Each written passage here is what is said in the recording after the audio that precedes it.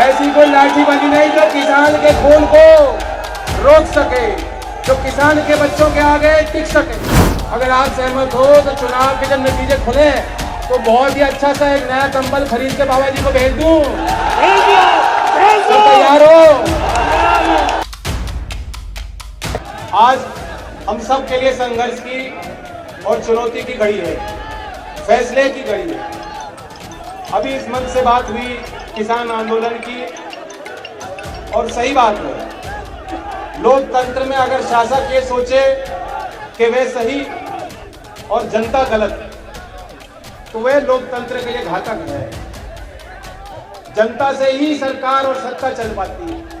नेता जनता से होते हैं, जनता नेता से नहीं होती, समाज नेताओं से नहीं। समाज तो आगे चलता है और सरकारें समाज से रिएक्ट करती हैं। समाज के लिए कभी कभी राजनीति आईना बनती है और समाज के बीच से ही हमें चीजें मिलती हैं, प्रेरणा मिलती है, ऊर्जा मिलती है काम करने में। कितना बड़ा दुर्भाग्य है देश का कि आज जो सत्ताधारी लोग हैं वो आपसे अपने आप को ऊपर समझते हैं, वो अपने आप को आपसे ज्यादा ताकतवर समझते हैं। यहाँ लाठी की भी चर्चा हुई, आपने लाठी से भागते हुए लोग देखे होंगे, बड़े ताकतवर लोग, भारी भरकम लोग, मजबूत लोग। जब लाठी चलती है तो उनको मैंने भी भागते हुए देखा, लेकिन मैंने आपके गुड्डू को लाठी की तरफ भागते हुए देखा। कोई लाठी ऐसी बनी नहीं, बाबा जी को एहसास हो गया, ऐसी कोई लाठी बनी नहीं जो किसान के खून को रोक सके, जो किसान के बच्चों के आगे टिक सके। ऐसी कोई ताकत सत्ता में नहीं है। तो सत्ता से मुकाबला करना तो हम लोग जानते ही हैं, वो तो हमारे खून में है और हमारा खून भी गर्म है। ये गर्मी से आगे कोई टिकने वाला नहीं। अब बात किसानी की करें, ये जो खेत देख रहे हो, याद करो 5 साल पहले कभी ऐसी तार लगानी पड़ती थी क्या आपको खेतों में? कहीं नहीं लगानी पड़ती थी। अब ये तो बाबा जी दूध भेजते हैं अपने आवारा वाले, और बाबा जी तो उनके आधार कार्ड भी बनवाना चाह रहे थे। ताज्जुब करोगे, सरकार ने योजना बनाई, कई करोड़ रुपए की योजना, कि जो गैया है इनके आधार कार्ड बनने चाहिए।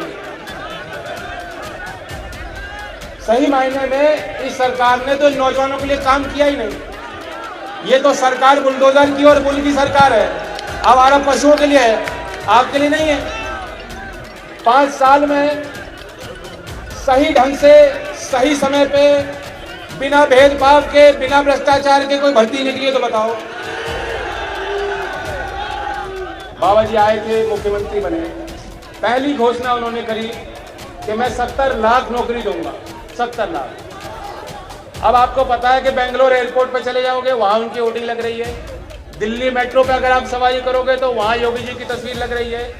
सब सरकारी खर्च से लग रही है। जो टैक्स जिसकी वसूली आपसे होती है, जो महंगी बिजली जो 5 साल किसानों से वसूली गई, किसानों पे, हजारों किसानों पे FIR लिखी गई, कनेक्शन काटे गए, उस वसूली के बल पे, उस पैसे के बल पे योगी जी ने अपनी तस्वीर देश में लगाई। और आज वही बीजेपी की होर्डिंग, सरकारी होर्डिंग, जो कहते थे कि 70 लाख नौकरी देंगे, आज खुद कह रहे हैं कि 4.5 लाख नौकरी, 4.5। जय चौधरी, जय चौधरी।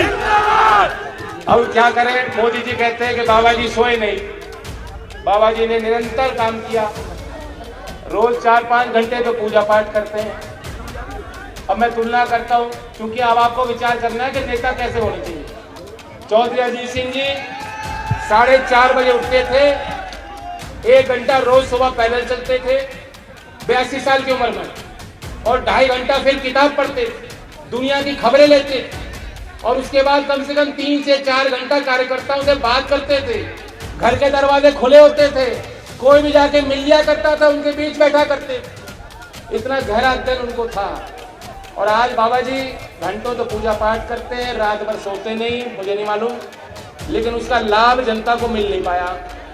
एक भी व्यवहारिक काम 5 साल में किया नहीं। क्या सरकार बुलडोजर से चलती है या सरकार नियम कायदे कानून से चलती है? कानून सबके लिए एक होना चाहिए। योगी जी ने कहा ठोक दो, और उनकी ठोक दो नीति के कारण ये जो पुलिस की वर्दी दागी हो गई, इस पुलिस की वर्दी के पहले हमारे जवानों को हमें मजबूत करना है, इनके मनोबल को ऊंचा करना है और इस वर्दी के प्रति जो विश्वास जनता में होना चाहिए उस विश्वास को दोबारा कायम करना है। और इसलिए हमने और अखिलेश जी ने ये फैसला लिया है कि पुलिस कर्मियों की भी मांगे हैं, जो उनकी सेवा की जो कंडीशन है उसमें सुधार लाने के लिए 1 सप्ताह में 1 छुट्टी इनको दी जाएगी। गृह जनपद के पास, भाई ताली बजाओ, पुलिस वालों के लिए ताली नहीं बजा रहे भाई, नौकरी तुम्हारी लगेगी, यहीं लगेगी। गृह जनपद में इनकी पोस्टिंग होगी और मेरी माता बहनें बैठी हैं। अभी मौजूदा नियम है 33% आरक्षण का। मुझ पर भी लाठी चली थी, लेकिन मैं जानता हूं कि अगर महिला पुलिस की ज्यादा हम भर्ती करेंगे तो महिला पुलिसकर्मी लाठी नहीं चलाएंगी, वो समझाएंगी। और इसलिए हमारी सरकार बनेगी, बुरा मत मानना, इस बात को भी ताली बजा देना। ज्यादा नियुक्ति हम महिलाओं की करेंगे, बहनों की करेंगे। ताली नहीं बजाई इस पे इन्होंने। 20 तारीख को रोटी बाद में देना, पहले पूछ लेना, पहले अपनी वोट डालना, इनको कहना वोट डाली कि नहीं डाली। और ये सोचने का विषय है, महिलाओं ने सबसे पहले अगर मोदी जी और योगी जी के दमनकारी नीतियों के, किसान विरोधी नीतियों का अगर किसी ने विरोध किया, हमारी महिलाओं ने पहला मोर्चा खोला। पंजाब से चल के आई और 13 महीने अगर आप वहां गए, देश की राजधानी के सभी बॉर्डर पर जो मोर्चे थे आपने जाके देखना था। कई ऐसे मंच थे जहां महिलाओं ने मंच को संभाला और 13 महीने अपने घर गृहस्थी और सारे काम को छोड़ के महिला जमी रही। तो ऐसी मातृशक्ति को मैं प्रणाम करता हूं। आप ही ने रास्ता दिखाया। आप भी यही सोचो, सब किसान भाई बैठे हैं, पिछले 5 साल कितने कठिन गए। आलू की इतनी अच्छी फसल आपने करी है, क्षेत्र में आलू की बहुत बड़ी पैदावार होती है। योगी जी ने वादा किया था किसानों से कि आलू खरीदेंगे। आप बताइए क्षेत्र के आलू को किसानों को लाभ मिला क्या उस बार? हमने और अखिलेश जी ने तय किया है कि जो आलू के उत्पादक क्षेत्र होंगे, जहां आलू की पैदावार है, यहाँ आलू की कमी नहीं, किसानों की मेहनत में कोई कमी नहीं। यहाँ कोल्ड स्टोरेज पहले कमी होती थी, अब तो कोल्ड स्टोरेज भी पर्याप्त है। क्यों ना हम ऐसी नीति बनाए सरकार कि जिस क्षेत्र में आलू का उत्पादन होता है वहाँ राशन में भी अगर आलू को जोड़ देंगे तो सरकार दाम भी तय करेगी, सरकार किसानों से खरीदेगी भी और उसका लाभ गरीब परिवारों को मिलेगा। जयंत चौधरी जिंदाबाद, जयंत चौधरी जिंदाबाद। उसी तरह सरसों का तेल, मोदी जी की केंद्र की सरकार ने 11,000 करोड़ का नया मिशन लॉन्च किया है पाम ऑयल की खेती को बढ़ावा देने के लिए। क्या यहाँ कोई किसान पाम ऑयल की खेती कर सकता है? यहाँ का लाया के जो आपका किसान है उसे मूल्य कैसे मिल जाएगा?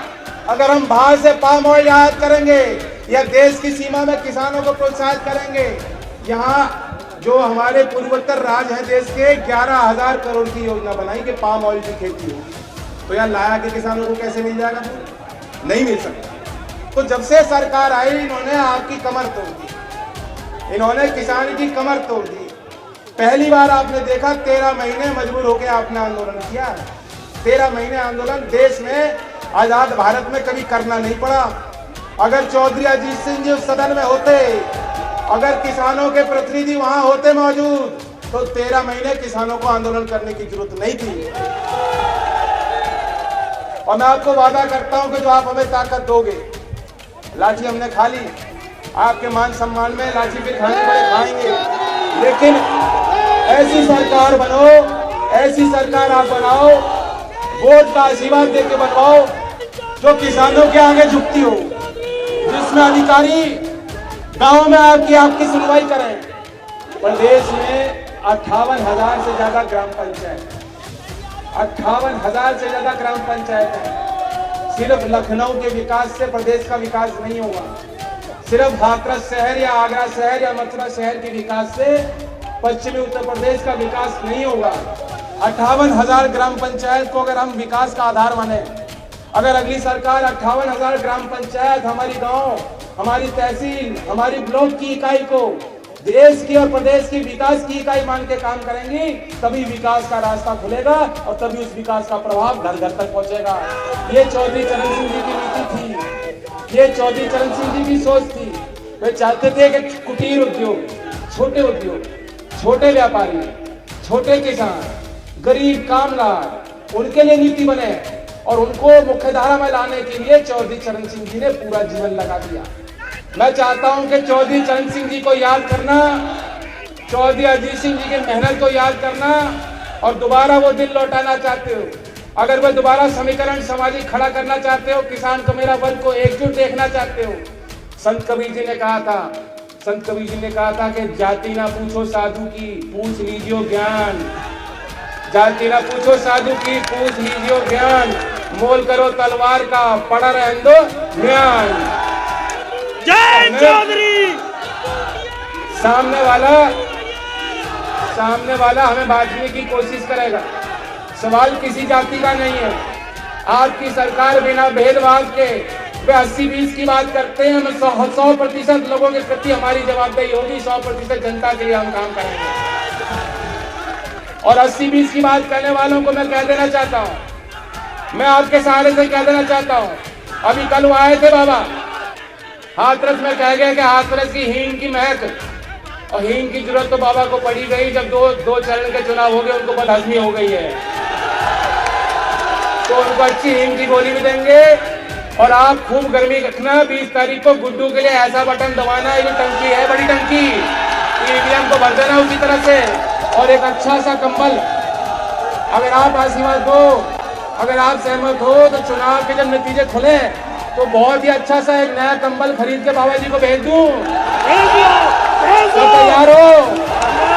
धन्यवाद। जय चौधरी जिंदाबाद।